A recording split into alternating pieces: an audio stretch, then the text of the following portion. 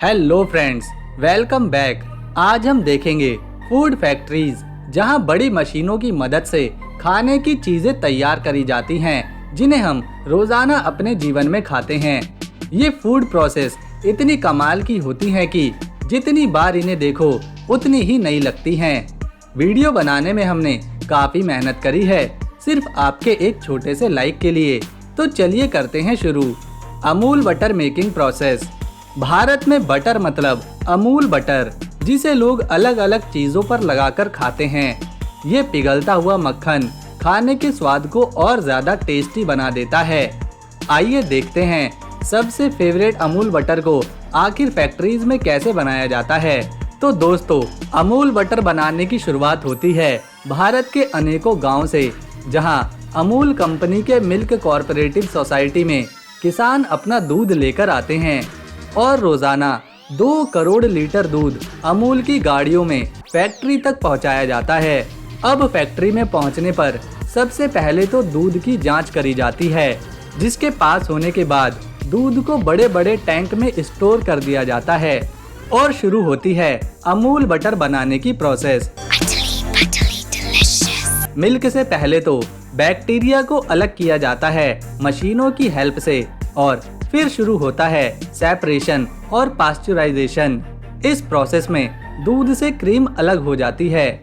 दूध से निकली इस क्रीम को लगभग 8 घंटों तक 14 डिग्री सेंटीग्रेड पर गाढ़ा बनाया जाता है। अब बारी है इस क्रीम को चर्निंग प्रोसेस में भेजने की, जिसमें क्रीम को एक ड्रम में डालकर हाई प्रेशर पर घुमाया जाता है। इस प्रोसेस में निकलता है बटर और छाछ सेपरेट हो जाती है अलग से। अब इस बटर को एक ग्राइंडर मशीन में डालकर 4 डिग्री सेल्सियस टेम्परेचर पर 70 आरपीएम पर घुमाया जाता है। इस प्रोसेस में बटर आपस में जुड़ने लगता है और अब एक बड़े से ब्लेंडर में डालकर बटर में मिलाया जाता है नमक, जिससे मिलता है अमूल बटर को अपना अनोखा नमकीन स्वाद।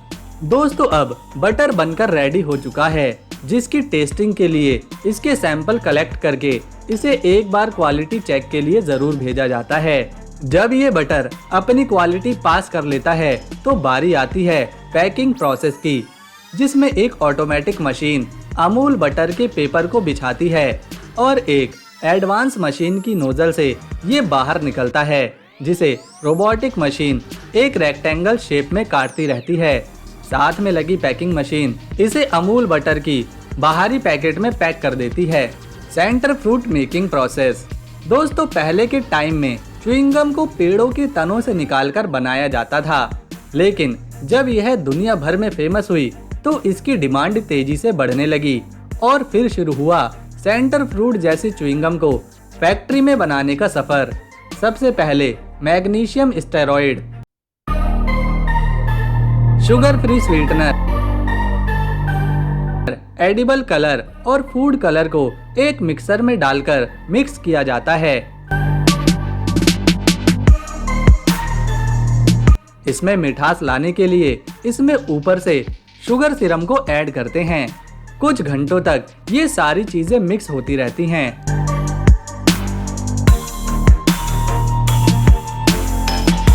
जब ये अच्छी तरह से मिक्स हो जाती हैं, तो इसे एक मोल्ड सेक्शन में डाला जाता है। यहाँ ये लंबी लंबी गोल रस्सी जैसी बनकर मोल्ड से बाहर निकलती हैं और इन्हें कुछ समय ऐसे ही छोड़ देते हैं ठंडा होने के लिए। और फिर शुरू होती है एक ऑटोमेटिक यूनिट के काम करने की शुरुआत, जो इसे अलग अलग पतली रस्सियों के रूप में बिछाती जाती है और काटती जाती है। और फिर एक गोली जैसी शेप देने के लिए इन्हें कटिंग मशीन छोटी छोटी गोलियों में काटती रहती है और फिर इन्हें पैकेट्स में पैक कर दिया जाता है। Kurkure making factory. दोस्तों, भारत में इन्हें बनाया जाता है कोलकाता के पेप्सिको प्लांट में। सबसे पहले फैक्ट्री में लाया जाता है कॉर्न मील, ग्रैन मील और मिक्स मसाले। कुरकुरे बनाने से पहले इनकी टेस्टिंग करी जाती है। अब राइस, कॉर्न, ग्रैन और पानी को एक बड़े से ब्लेंडर में डाला जाता है, जहां ये सारे रॉ मटेरियल आपस में मिक्स होते हैं। कुरकुरे का मिक्सर जब रेडी हो जाता है तो इसे भेजा जाता है एक्सट्रूडर में और इस प्रोसेस में मिलती है कुरकुरे को टेढ़ी मेढ़ी शेप। लेकिन अभी इसका टेस्ट कुछ खास नहीं है। बाद में एक कन्वेयर बेल्ट पर डालकर इन्हें फ्राई सेक्शन तक भेजा जाता है, जहां ये अच्छे से फ्राई हो जाते हैं। और अब बारी है कुरकुरे को इसके असली टेस्ट देने की, जिसमें कुरकुरे का खास चटपटा मसाला इसमें मिलाया जाता है, एक रोटेटिंग ड्रम में डालकर। दोस्तों, अब सबके मनपसंद कुरकुरे बनकर रेडी हो चुके हैं और बाद में इन्हें कुरकुरे की पैकिंग में पैक कर दिया जाता है। Making factory. दोस्तों, एक बड़े स्केल पर लाखों प्याज को काटना काफी मुश्किल भरा काम रहता है। इसीलिए विदेशों में लोग पहले से ही कटा हुआ प्याज खरीदना पसंद करते हैं। पहले तो खेत में ऑनियन को हार्वेस्ट करके फैक्ट्री में लाया जाता है और एक फास्ट कटिंग डिस्क प्याज को दोनों तरफ से थोड़ा काट देती है।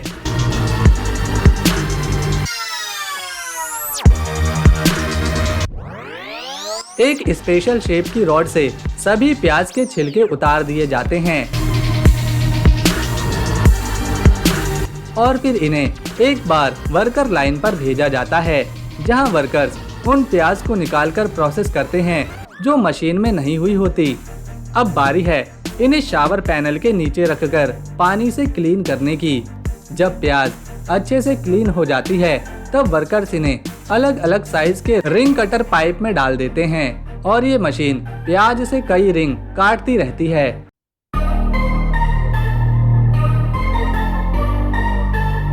और फिर इन्हें पैकेट में पैक करके मार्केट में बेचने के लिए भेज दिया जाता है। Frooti making in factory. दोस्तों, फ्रूटी भला किसे पसंद नहीं है। आइए जानते हैं फैक्ट्री में फ्रूटी प्रोसेस कैसे करी जाती है।